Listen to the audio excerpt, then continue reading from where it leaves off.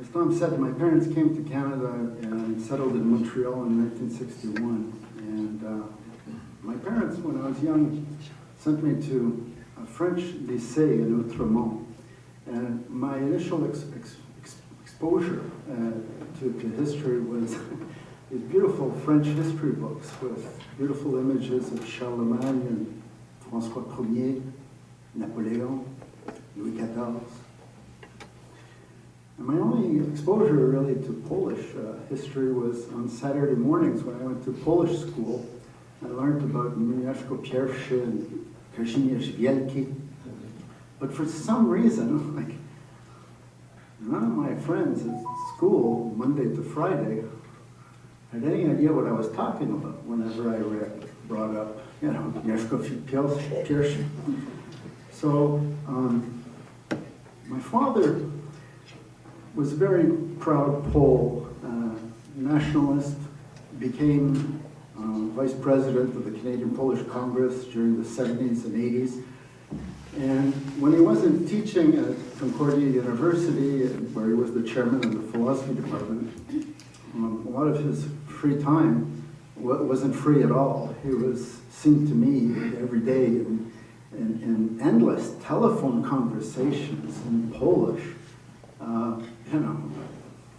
Polish ethnic politics and so on. So even though my father was a professor, I didn't actually learn a lot of details from my father about Polish history. And when I subsequently thought about it, it occurred to me that I think his approach was, well, you're Polish. You're supposed to know this. It's in your blood, it's in your genetics.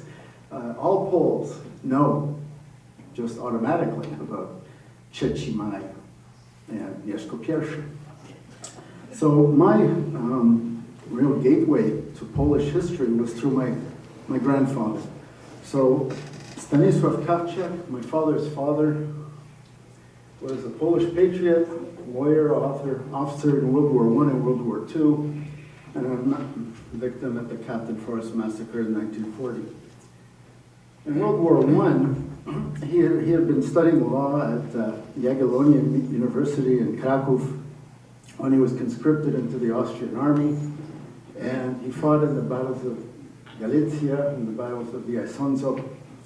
And then, and by the way, I found this fascinating because most World War I think, history books in French and English tend to focus on the Western Front. Maybe the English one's a little bit about Gallipoli in 1915. Very little is really covered in high school history books about the Eastern Front, and whatever, whenever it is covered, what it's usually limited to is von Hindenburg's victory over the Russians at Tannenberg. So the struggle between the Austrians and the Russians in the Battle of Galicia is rarely discussed. Towards the end of the war, the Polish officers that my father was in contact with formed a underground sort of conspiracy known as Wolność, in which they were trying to do whatever they could to try to prepare themselves for a moment where they thought that the occupying empires were going to collapse, and this would be this opportunity to promote the rebirth of the Polish state. And my father ended up at the end of the war, the Austrians recalled his regiment to Poland. He ended up being involved as part of this Wolność conspiracy and the liberation of the town of Nowy Sącz, where he had been living before the war. And throughout the war, he was promoted to the rank of captain. After the war, he fought with a short skirmish with the Czechs, and then in the military confrontation with the Ukrainians, and then, of course, the Polish-Bolshevik War. In 1936, my grandfather wrote this book called Mknące Echa. In 1991, it was republished in Poland. My father told me that it was banned by the communists after the war, and I subsequently discovered why when I managed to get a translation done. My father had absolutely nothing good to say about the Russians, either before the Bolshevik Revolution or afterwards. My father and other family members, as I was growing up, repeatedly told me that this Miknonce Echo is a fantastic book. And one of my aunts in Warsaw even sent me this thick book published by Julian Krzyżanowski, a professor of Polish literature at the University of Warsaw, in which, in a book on the history of Polish literature, he described my grandfather's book as being the best of the war memoirs. Unfortunately, my Polish never was good enough to read the original text in Polish, so I found Madame Marietta Brzeski in Montreal, who was a Pole who had been deported to Siberia during the war and survived. And she kindly, for a most reasonable price, translated the book for me. So in 1991, the book had been republished in Poland, and of course I got copies of that. And the first one from the 1930s, I managed to get a copy through a Polish used bookstore over the internet. I was so thrilled on the day when it arrived at home. And so I, a few years ago, published the English translation in, well, it's available on Amazon. And, well, all of the things written about the book being, and my parents telling me what a great book it is, I think it's certainly true. I'm very proud of it. But what it did was really spawned in me a tremendous interest in learning now about Polish history. And so I began collecting books and books about not just World War I, but also what happened to my father afterwards in World War II. So at the end, between the wars, he was a lawyer in Warsaw. At the end of the war, again, he was mobilized as an officer in the Polish army, captured by the Soviets, held at Starobielsk, and murdered in 1940 at Kharkov and buried in the mass graves in the Piatiatki forest outside of Kharkov. My father told me that they knew he was at Starobielsk because they received 2 postcards from him. And you may recall that the Soviets allowed the prisoners at Starobielsk and Kozielsk and Ostashkov to write home for a little brief period. I think it was from November to February. And one of the benefits for the NKVD was they discovered the home addresses of the officers' families. And so they were rounded up, of course, and deported to Kazakhstan or Siberia. My father wasn't arrested or deported with his mother. When I asked my father why, he pointed out that they were living in the German zone of occupation and out of the reach of the NKVD at the time. My father told me that they received 2 postcards from my father, or from my grandfather. The second one apparently just said, "I have not received anything from you," despite the fact that my father tells me my grandmother sent parcels with food and clothing. So I asked my father, where are these postcards? I mean, these are tremendously precious things. And he said he didn't know. And one day I was going through the basement files that I received from my father with many of my grandmother's documents that he got after she passed away. And I found this postcard, which, as I was going through the documents, trying to figure out what could I triage to throw away, I saw this postcard which had a hammer sickle in the top corner. And I thought, oh, Jesus Maria, what's this? And then I looked, oh my God, the date, November 30th, 1939. And I realized this is the first of the 2 postcards that my grandfather sent to his wife from Starobielsk. So of course my father was living in London at the time, in England, and so I sent it to him over the internet, and he was shocked, he was floored, and we discussed what he was writing there. He was basically worried about my grandmother and asking her, telling her where she could go to get help, some of his friends who would be available to offer help, and he also expressed the belief that they would be released soon.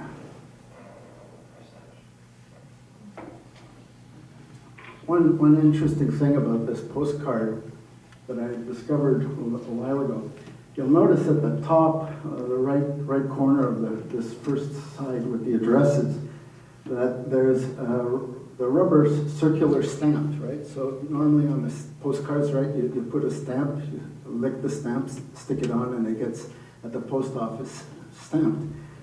Well, there were stamps, and it looks like there were 2 of them, but they were removed.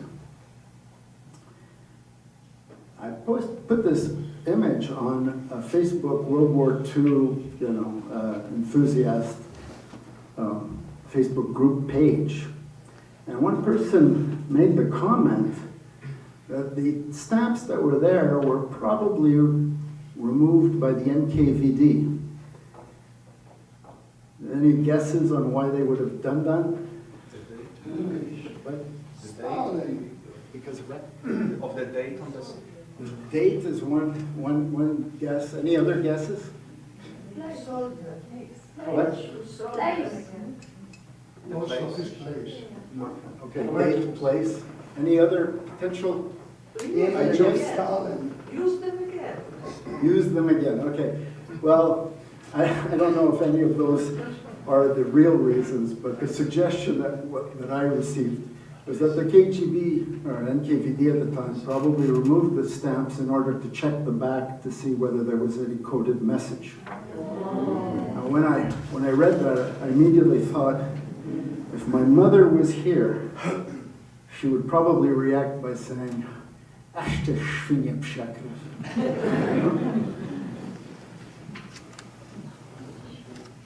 Another explanation is that there could have been a stamp of Stalin and the Germans took it off. Ah, okay. That could be another. Hello, Professor Halecki. Nice to see you.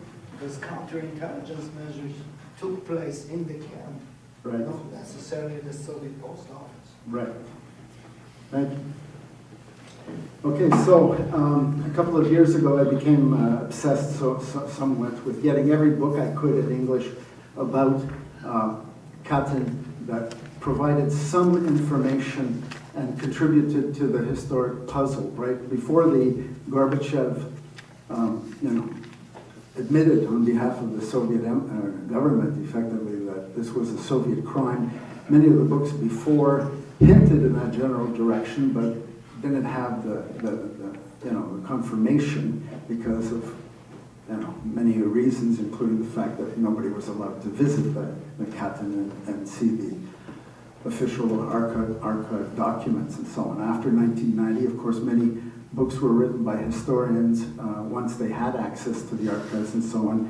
And as I collected all of these books and became much more aware and understood what was going on, it all started to make sense to me. Because over the years, I heard from my father that there were 4,000 officers. Then one time I heard there were 10,000 officers. Another time there were 15,000 officers. Then it was 22,000. And to me this was tremendously confusing. Of course, all those numbers now make sense, right? 4,000 at Starobielsk, 15,000 or 10,000 officers in the 3 camps, but 15 in total because there were also border guards, police officers, and so on at Ostashkov. And then, of course, 22,000 because there were also Poles who were considered by Beria to be anti-Soviet in the prisons in Western Belarus and Western Ukraine. So all of them were murdered as part of the Katyn Forest massacre operation. So I ended up writing this book about the Katyn Forest massacre, which has a summary of the history and an annotation of 38 books that really provide a lot of clues of the history of the Katyn Forest story. And some of these books are absolutely amazing. I just can't say enough about some, like Joseph Chevsky's book, The Inhuman Land. there was an officer who, in World War I, had been tasked with finding missing Polish officers, and of course they were dead, so he never found them. But Anders had assigned him the task of finding the missing officers when the Polish army was being reconstituted in 1941. And his experience going to Lubyanka and Moscow and trying to speak with Soviet officials was a real sort of 1984 type of experience. And so his book, The Inhuman Land, I think really captures the whole thing very well in the title. Afterwards, it seemed to me that the indigenous people in Canada often talk about second or third generation, intergenerational trauma. And when one goes to Holocaust Education Month type of events, and as I've done for many years here in Ottawa, there's many speakers of this so-called second generation or third generation Holocaust survivors and so on, which also has this intergenerational trauma theme to it. And so I wrote this book, Cat and Grandson, No Permission to Forget, basically just trying to describe the impact that the Katyn massacre had on my father, and myself, and my Lamb family. My father's experience with this Volnosh organization, in his book he makes a lot of references to other members, other officers who were part of the conspiracy. And one of the names that comes up from time to time is that of Giza. And I recently discovered on the internet that Jerzy Giza, whom I believe is the grandson of the Giza that my grandfather referred to, became a historian himself in Poland and just wrote this book, Organizacja Wolność 1918. And there's a couple of pages, including a picture of my grandfather, along with all the other members of the conspiracy. So here's an example of how I think important it is in our panel discussion is family tradition and understanding history, how important it is when the opportunity is available to record and have something that you can pass on to the next generation, because otherwise word of mouth occasionally after a couple of generations fades away and is potentially lost. My grandfather also was the subject.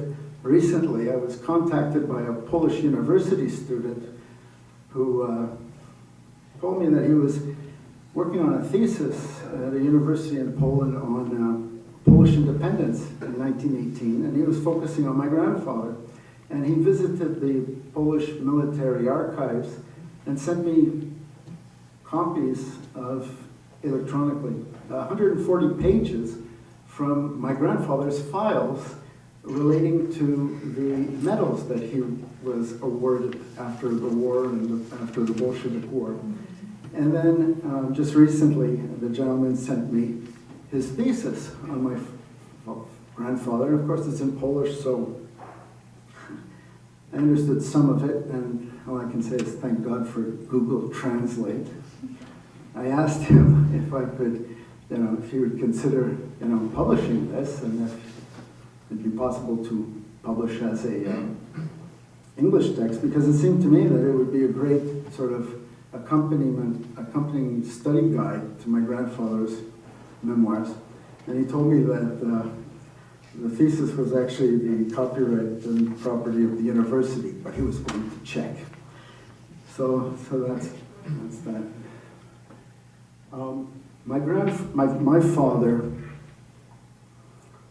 when he was a child, was very sick. And when he was 11, he was sent to a sanatorium where the doctors told my grandparents that it was unlikely my father would live past 20. And he ended up dying this past December 22nd at the age of 99. So, medicine back in the mid-30s wasn't as good as it is now. But it was very depressing for me at Christmas because, my father had just died. And as I was, drowning my sorrows in over the Christmas period, it occurred to me that the most effective way that I would be able to probably go through the grieving process and reach that end stage of acceptance and closure and so on was to write a book about my father. So I spent the next couple of months writing this text, and I can say it's a remarkably, therapeutic to do that kind of stuff. Writing about history, even if it's painful, it did me wonders. But the other benefit was I started off the book, of course, with the family history. And so I have 2 sons. And if they have any children, the next generation will be able to read something about their grandfather. The last thing I'd like to mention is in the context of this whole question of family tradition and understanding history. One of the phenomena that I find fascinating is how do the children of mass murderers come to terms with the crimes that their parents have committed, right? I mean, we're all Poles and proud of our ancestors and what they've done, but what about those children of monsters? And there are 2 interesting, contrasting experiences. One is, as you know, Hans Frank was the butcher of Poland, Hitler's legal counsel, whom he assigned to be the governor of the General Gouvernement during the war, and was responsible for all those horrible murders in Poland. And he was hanged at Nuremberg, a war criminal. Well, he had several kids, but one of them, Nicholas Frank, wrote this book, In the Shadow of the Reich. And if any of you are interested in, it's an absolutely fascinating account of how this one individual, when he became an adult, decided to study everything he could about his father's record. And he's desperately tried to find one good thing that his father had done that he could be proud of. Just one. And he couldn't find a single thing. So he's been ostracized by the rest of the family, but he's spent his adult years not just writing books and articles about him, but also giving a lot of presentations and being in documentaries about Nazis. And some of them are on YouTube, and it's a very touching, sentimental story. But in contrast to that is a book by the son of Lavrenti Beria. So this is Lavrenti Beria, the degenerate criminal who was the head of the KGB or NKVD during Stalin's time, who was responsible for, among other things, the Katyn Forest massacre. So his son, Sergo, wrote this. It's published by some publisher called Duck. Should be published by Bull, because it's unmitigated nonsense. And when he gets to the part about Katyn, he tries to portray his father as being the savior who tried desperately in the face of opposition from Stalin to save the Polish officers for whom he supposedly cared.